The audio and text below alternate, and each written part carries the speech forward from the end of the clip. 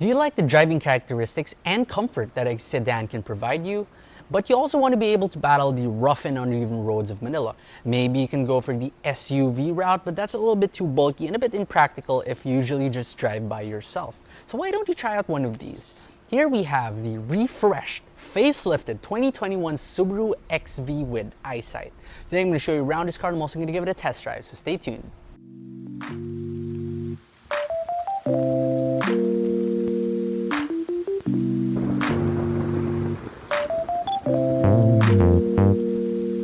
Now, starting from the front of the facelifted XV, you get a grille and bumper design that is just a little bit different from the pre-facelift model. Not that that's a bad thing, because the pre-facelift model did look good as it was.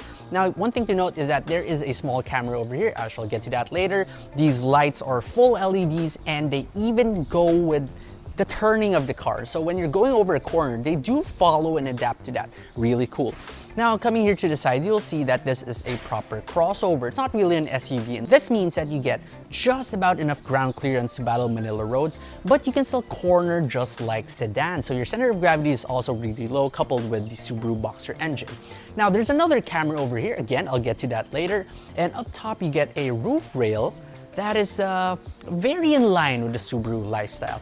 Now, one difference between this model and the previous model is that you get a fresh set of alloy rims, and I really love the design on this one, much better than the pre-facelift model, and these are wrapped in SUV tires. They're Bridgestone Dualers 225/55/18. If there's one immediate thing that I noticed with the XV from the back is that you get so much lights back here, so you get a huge rear tail light, you get more of those rear fog lights right there, you also get another third brake light right here. This winglet right here is tastefully done, not very ricery, just the right size. You get, of course, your rear wiper. You get this thing right here, which is like a faux skid plate. It looks like a skid plate, but it's not. It is part of the bumper. You get a couple of badges. You get your XV badge, your symmetrical all-wheel drive badge. Now, as you open this one up, you have a, I guess for its segment, it's decently sized. Although for a car in the boot aspect, it is still rather small. Now open this one up and you get donut spare tire. You get a couple of like tools back here, and you can even fold down these seats 60/40. And it'll give you an extremely flat load area. Now closing this one, you just pretty much slam it down because it doesn't have a power tailgate. And I like that because it's faster and it's more reliable.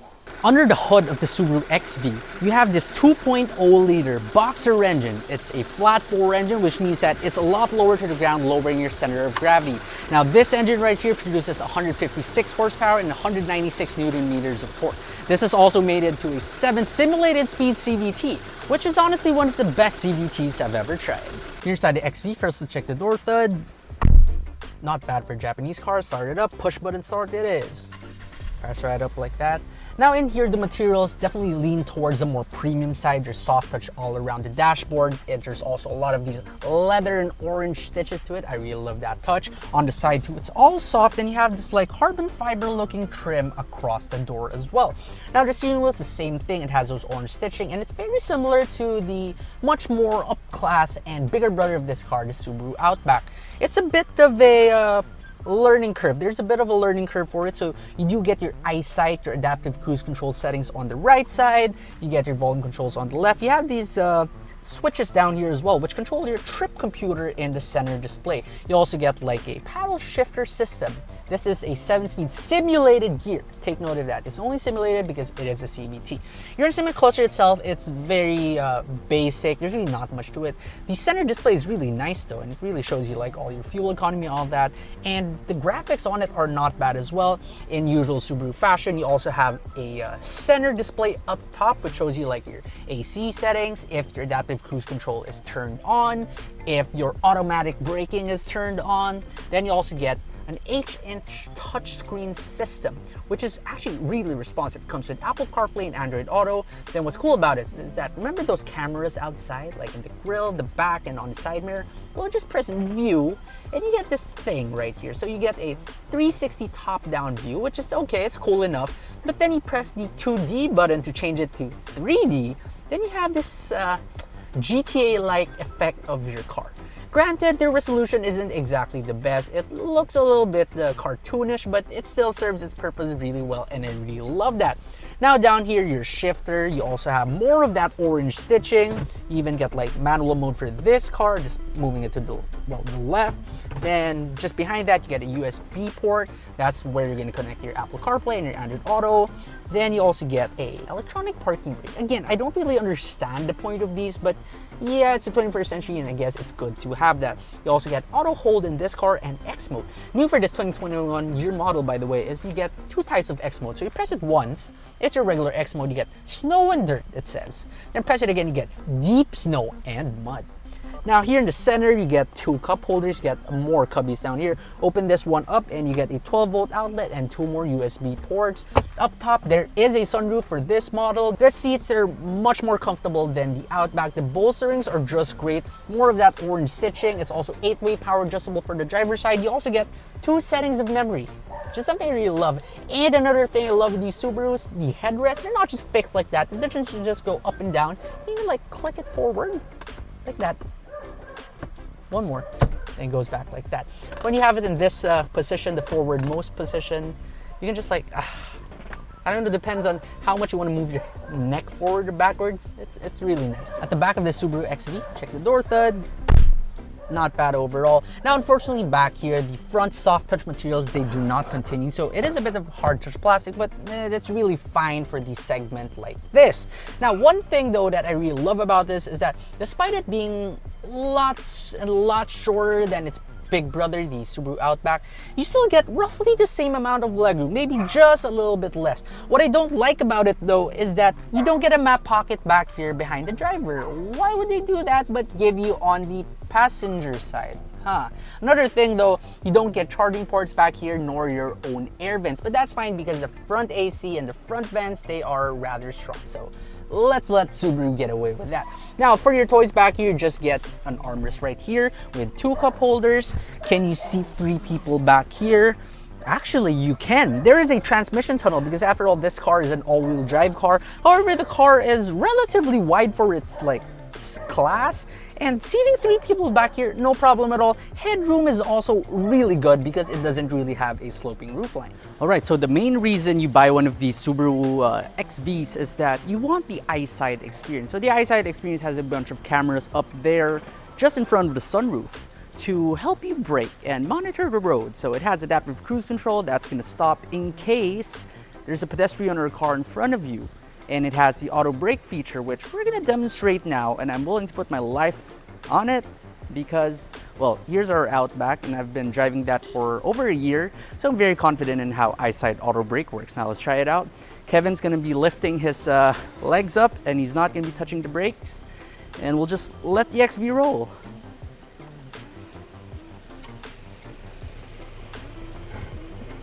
There we go.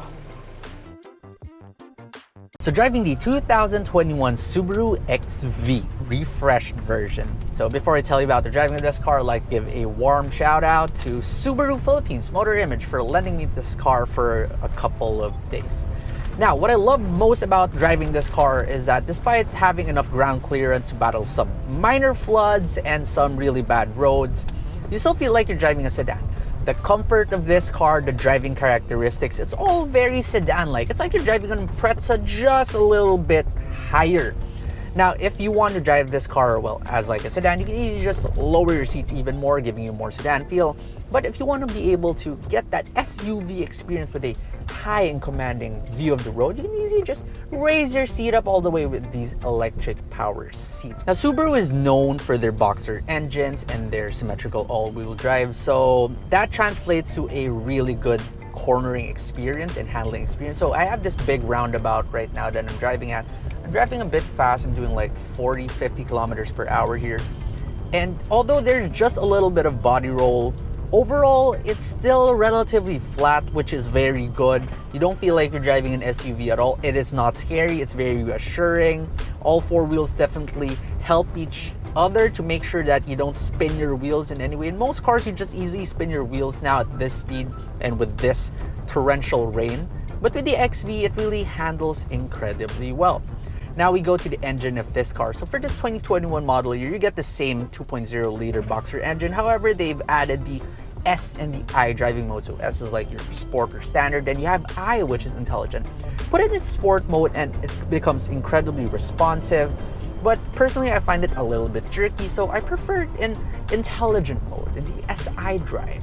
And in this mode, it's a very composed car. It knows what simulated gear to put you in. And speaking of the simulated gear, this CVT transmission in this car is among the best.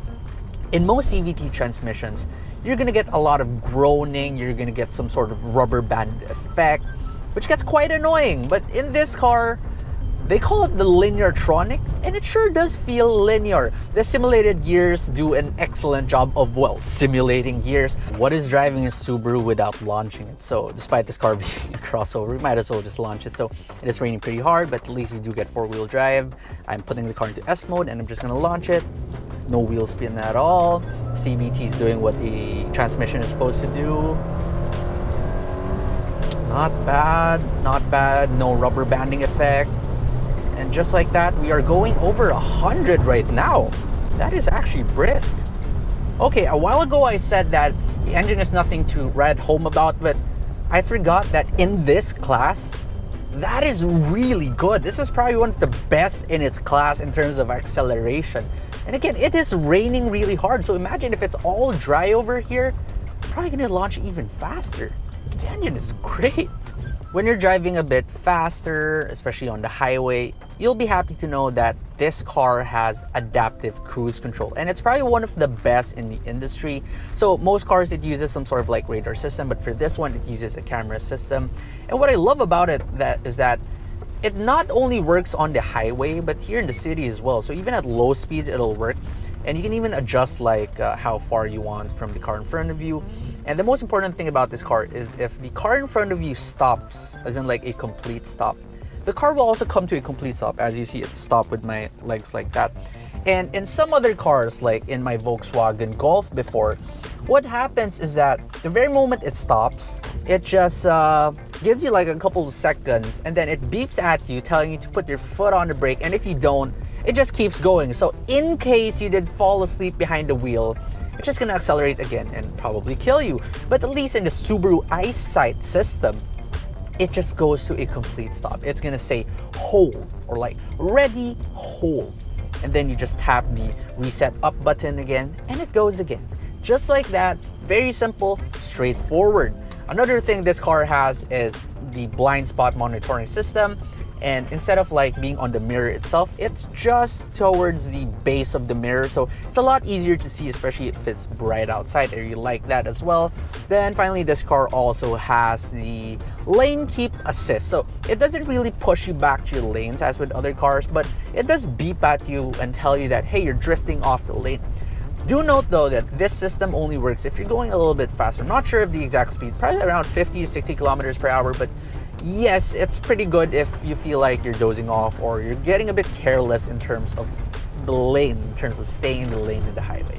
All around this car, front, back, left, right, even here in my quarter windows, I see everything out of it. My A-pillars are also very thin, so if you're one of those younger drivers who's not that used to driving cars and you want to get your XV as maybe your first car or your second car, it's actually a great choice because it's really not that hard to drive and to park. The car is also very short. Your wheelbase is rather short. You get your 360-degree view camera, so parking this car is a breeze. Speaking of parking this car, there's another amazing feature this car has that, well, usually only expensive Euro cars have. So if you put the car into reverse, the passenger side mirror tilts down so you can see the curb better.